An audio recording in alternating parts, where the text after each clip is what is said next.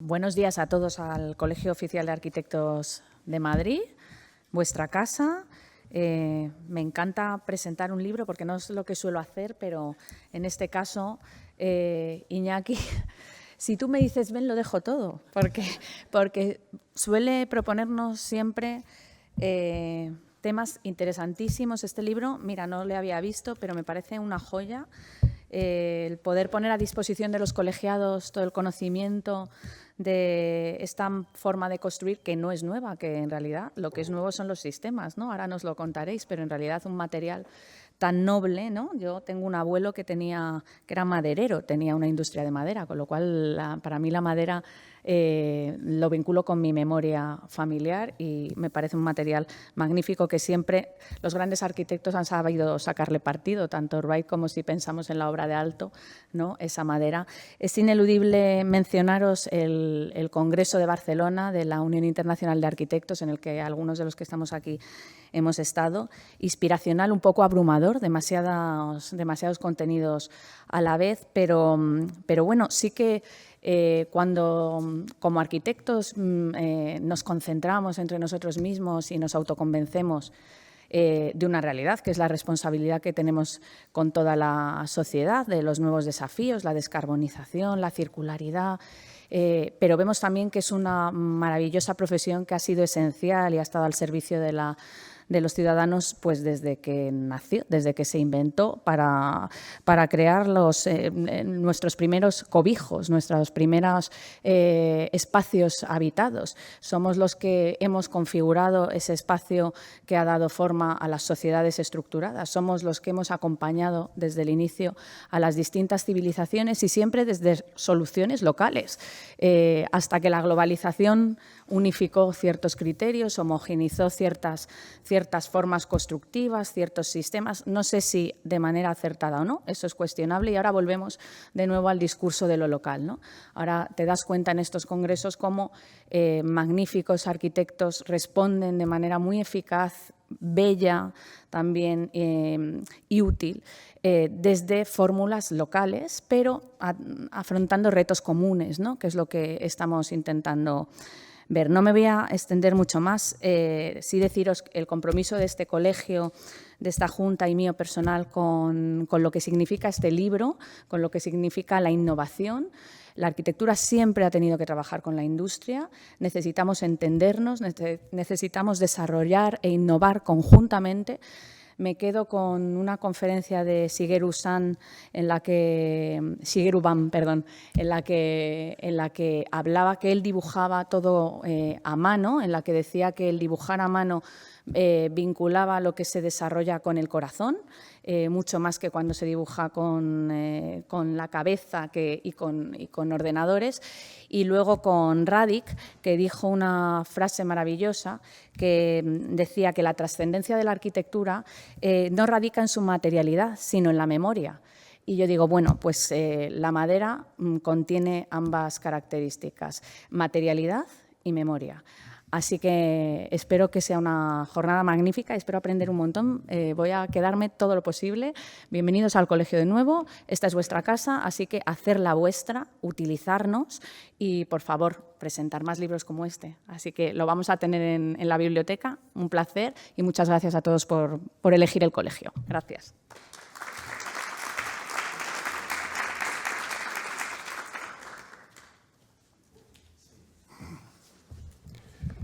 Buenos días, muchas gracias, Ángela, por la acogida. Es un placer estar aquí en el colegio y que nos abráis las puertas de esta manera. Yo soy Iñaki Alonso, soy arquitecto, tengo muchos gorros, hago muchas cosas, a veces demasiadas, y hoy voy a tener un gorro que es más de maestro de ceremonias. No voy a exponer nada, voy a intentarlo, estar tranquilo en la mesa redonda y no exponer. Y simplemente acompañar. Yo creo que hoy los protagonistas son otros, los que realmente conocen profundamente la madera y, sobre todo, Toni Solanas, ¿no? Entonces, una jornada donde vamos a tener una presentación, una ponencia general de Pablo Saiz, doctor arquitecto con una tesis en industrialización de la madera. Y luego vamos a tener una entrevista al principio con Toni Solanas, que nos contará los intríngulis del libro. Te has adelantado, pero no te muevas, estás perfecto ahí. Iba a hacer mi speech y luego invitarte, pero muy bien adelantado. Y luego haremos una mesa redonda para ver un poco la actualización desde el mundo de la industria, de la promoción pública, de los ayuntamientos, de la gestión forestal y experiencias de arquitectos en Alemania, en Bélgica y en otros sitios y cómo está avanzando la madera en otros sitios. Así que nada, bienvenidos. Vamos a empezar con esta pequeña entrevista a Toni y vamos avanzando en la jornada. Bueno, Toni, mil gracias por venir. ¿Marcha? Sí. Mil gracias por venir. Toni Solanas es arquitecto desde el año 71, sí, cuando yo estaba naciendo. Exacto. Tienes ya recorrido. Bastante. Con unos cuantos premios y obras emblemáticas, algún premio FAT y sobre todo yo diría que una iniciativa y un cierto activismo muy grande en la generación de espacios de debate, ¿no? Toni es uno de los cofundadores del Grupo AUS. El Grupo AUS es un grupo de sostenibilidad del COAC que hemos mirado con mucha envidia desde el COAM, tengo que sincerarme, porque realmente ha sido una referencia en la sostenibilidad en el sector de la arquitectura y sobre todo en el sector de los arquitectos, ¿no? Y tú ahí has sido pionero en impulsar toda la sostenibilidad en el COAC, ¿no? Luego lo hiciste también a través del BAM, ¿no? Sí. Bioarquitectura Mediterránea. Menuda aventura. Otra aventura interesante. Entonces, bueno, tienes muchísimo recorrido y sobre todo en este sector de la sostenibilidad y de cómo lo medioambiental afecta a la arquitectura o cómo el hecho de proyectar que hacemos los arquitectos tiene unas repercusiones importantes en el medio ambiente, ¿no? Así que, nada, muchas gracias por tu labor en ese sentido, pionero. Y luego, además, también has escrito varios libros, ¿no? Has escrito 4 libros y te has metido en esta aventura de la madera, de escribir este libro de casi 2 kilos, que tiene mucho contenido. ¿Cómo arrancas esta aventura de meterte en el mundo de la madera? A ver, tiene como antecedentes, tiene antepasados este libro y no los 4. Los 4 que hice fueron en el 2006, 7, 8 y 9 más o menos. Y luego el 2018, si no me equivoco, un día me encuentro en la Plaza de la Catedral, delante del colegio en Barcelona, a Josep María Muntaner, que no sé si alguno lo conoce, ha escrito como 30 libros y entonces era concejal con Ada Colau. Y me dice, oye, dice, ¿tú sabes hacer libros? Y digo, pues mira, he hecho 4, no sé. Oye, quiero que me hagas un libro sobre rehabilitación en la ciudad de Barcelona. Y digo, hostia, me encanta el tema, porque si leéis el libro pongo que antes que construir con madera hay que rehabilitar. Es más sostenible todavía. Y entonces, bueno, pasó tiempo, preparé un esquema que a mí me gusta bastante, de edificios industriales, de edificios de vivienda, edificios artísticos, edificios monumentales, etcétera, etcétera. Y al cabo de mucho tiempo se lo llevo y dice, ostras, está muy bien, estábamos hablando con Ada Colau de hacer una cosa así, pero no es esto lo que quiero ahora. Ahora quiero solo vivienda. Digo, hombre, pero te pierdes todo lo que es edificio industrial. Que... No, pero es que ahora, bueno, se acercaban las elecciones. Total, que le hago el esquema de vivienda, me vuelven a llamar al cabo de mucho tiempo. Él ya no estuvo presente en esta reunión, estaba solo el departamento de comunicación. Y también me dice, no, pero es que lo que queremos ahora es como una encuesta a los usuarios. Digo, chico, pero si hay montones de encuestas a los usuarios. Sí, pero el ayuntamiento no lo ha hecho. Bueno, es un poco largo y perdona, pero al final, en la segunda legislatura de Ada, Josep María Muntaner ya no está. Y entonces, bueno, la cosa va pasando tiempo, me voy a la editorial municipal, a ver si me lo hacen tal. Me dice, no, es que ahora coeditamos con otra editorial. Entonces me voy a Actar, nos presentamos a un concurso y no lo ganamos. Y entonces digo a Actar, oye, ¿por qué no lo editáis vosotros? Y bueno, y por razones que ahora no viene al caso, al final tampoco se hace. Pero yo no sé cuándo es que empiezo a aquí hemos de agradecer a Josep María Montaner y a otra persona muy importante en el mundo de la madera, que es Javier Burón. Javier Burón, que empieza en el País Vasco, luego como en el gobierno de Euskadi, y luego lo ficha a Ada Colau. Y entonces, bueno, Javier Burón revoluciona la construcción en Barcelona. Para agotar plazos, planta todo lo que es la industrialización con unos concursos que son muy interesantes y empiezan a salir edificios de madera, pero como setas en Barcelona. Es que lo impulsan desde dos sectores. Por una parte, el Instituto Municipal de la Vivienda, que él ya promueve, y luego el mundo que conoces tú, el mundo de las cooperativas, a las que se les cede solares en cesión de uso, no me acuerdo si son 75 o cuántos años. Y bueno, empiezan a ser edificios y luego equipamientos. Pues claro, está esta maravillosa biblioteca que el otro día la estuve visitando con Elena Orte, la García Márquez, que fue la mejor del mundo del año 22 o 23. Luego están equipamientos sociales, escuelas, apuntones, bueno, etcétera, etcétera. Y entonces digo, bueno, pues tendría que hacer un libro sobre construcción con madera en Barcelona. Y empiezo así. Y entonces, ya no me acuerdo cómo, me pongo en contacto con Toni Marín de Cohabitar y me dice, oye, lo has de hacer en toda España. Digo, bueno, pues lo encuentro lógico, vale, pues me pongo. Y curiosamente, poco después me llama un día Ana Monju, que es la directora de la editorial Icaria, que es una editorial que yo le llamo de pensamiento crítico.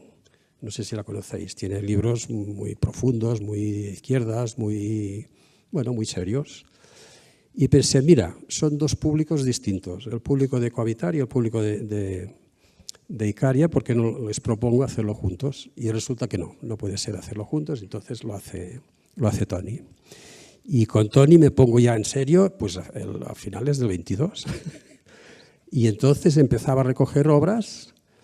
Me doy cuenta muy pronto que, claro, que hay 4 núcleos fundamentales, que es Cataluña, Madrid, País Vasco, Navarra y Galicia, que es donde hay las fábricas, o en vuestro caso no, pero bueno, la ciudad lo da. Y empiezo a buscar, claro, empiezan a salir obras, y al final le digo a Toni, oye, ¿por qué no hacemos 2 volúmenes en vez de uno? Uno que sea vivienda colectiva y otro que sea equipamientos. Y ahora que te contaba hace un rato, que ya estoy por proponerle que hagamos 2 o 3 de equipamientos, porque es claro, de viviendas yo ahora ya debo tener 80 o 90 y aquí salen 47. Hay una lista de otras 20 más, pero es que hay muchas más, no iba bien por la compaginación de páginas. Pero es que de equipamientos tengo 230 o 240. Yo ahora le voy a decir a Toni, o le estoy diciendo, yo te lo preguntaba a ti, oye, ¿no tendríamos que hacer 2 o 3? O sea, solo de escuelas y universidades ya tengo 50. Edificios de oficinas, 40. Edificios sanitarios, edificios, espacio público, que aquí la cosa ya es más difícil. Deportivos. Bueno, un montón. Entonces ya veremos qué hacemos. De momento voy recogiendo. Pues tienes trabajo. Y es clave, para contar, difundir, que realmente esto ya no es un nicho de 2 o 3 locos o que se incorporan en este sector, sino que cada vez está más extendido y se va difundiendo, ¿no? Pero sí que es cierto, viendo el libro, lo que comentabas es clave, ¿no? De dónde nace, dónde se genera toda la innovación por la madera. Y hay 2 lugares fundamentales. Uno es la promoción pública, cuando hay una parte de… precisamente Javier Burón le hacía una entrevista a Masukato ahora en el Congreso Internacional que comentaba Ángela, y Masukato tiene toda esa reflexión de que la administración pública tiene que funcionar también como Estado emprendedor y generar esa innovación, ¿no? Entonces, hay mucha obra, la mayoría de la obra que tienes es o bien obra pública que está generando esa innovación y se está adelantando, o el otro sector de gran innovación también es el mundo de la cooperativa, ¿no? Y por detrás viene igual la promoción convencional, que le cuesta un poco más incorporarse en este sector, ¿no? Pero la mayoría de los proyectos que tiene son o bien de cooperativas o bien de administración pública, que también vía la generación de suelos en derecho de superficie ha ayudado a cooperativas a que funcionen, ¿no? Sí, y estos días me volví a repasar el libro y el mundo de cooperativas fundamentalmente está aquí con vosotros, bueno, y contigo, que te he de contar, y en Barcelona. En cambio, los de la administración pública, y aquí se nota lo de Javier Burón, están sobre todo en Cataluña y en Navarra y País Vasco. Aquí hay poca promoción pública todavía. Y en cuanto a los sistemas constructivos, ¿qué es lo que has visto más frecuente en la selección de obras? CLT, entramado ligero, mixto, hormigón, madera, metálico, madera. Básicamente CLT, pero con muchísima ventaja, hasta el punto de que cuando ya el libro prácticamente estaba cerrado, yo apreté a Toni para coger 2 obras más. Una oceánica en Málaga, porque es que solo había una obra de Andalucía. Y pensaba, hostia, con lo potente que es Andalucía, que no solo tenga una obra. Esto me ha hecho preocupar bastante durante toda la gestión del libro, ¿no? Y, por ejemplo, no hay nada en Castilla-La Mancha. Y me sabe mal, pero bueno. Entonces, uno fue este, de Oceánica, por la Andalucía y por la dimensión. Es una obra enorme, que también me interesaba hacer tipologías muy distintas. Y la otra es precisamente una residencia de ancianos en Lloret, porque está hecha con estructura ligera. Que solo hay otra de estructura ligera, una en Barcelona, de una promotora francesa. Es una obra muy pequeña, es una remonta, y creo que son 4 o 6 pisos, pero se los quitan de las manos, o sea, se ve que están encantados. Pues estos, ahí sobre todo, ya te digo, es CLT. Hay alguna estructura mixta. Hay una que la he descubierto cuando ya estaba publicado el libro, que no hay estructura de madera, es todo madera, pero es prácticamente acabados, superficies, interiores, exteriores, es decir, solo es madera. Muy bien. Y con respecto a los libros que tienes pensados, sí. ¿puedes comentar algo? Sí. Bueno, exacto. ¿Cuántos vas a sacar ahora? Cuantos más mejor. Yo ya lo he dicho a alguien antes, yo ya he cumplido 80 años, estoy un poco acojonado, pero tengo una socia muy joven, 50 y pico años, que es muy joven, y con la que voy a hacer mi primera obra en madera, y con estructura ligera.